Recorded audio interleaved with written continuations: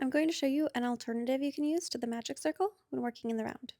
This is way easier than a magic circle and requires a lot less magic. We are going to start by wrapping our yarn around your pointer finger a few times. I did 4 here.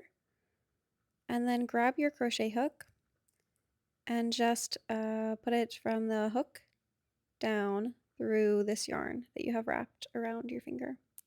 And then from there, wiggle the yarn off of your finger so that it is only on your crochet hook, like so.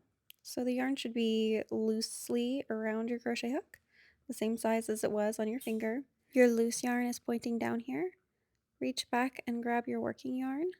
That's the yarn that's connected to your skein or your ball of yarn. And put that in back.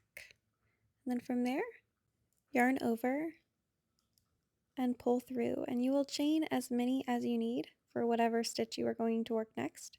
For example, if you are working a double crochet, chain 2. I am only going to work single crochets into this, so I'm going to chain 1.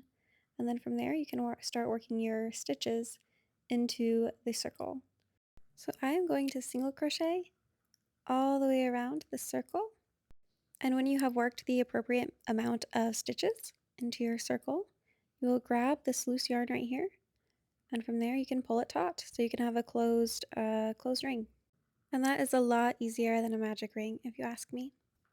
Please like this video and give me a follow if this was helpful. You can also find me on Instagram and TikTok, and you can find all my patterns at modernmade.net and Modern Made Shop on Etsy. Thank you so much for watching.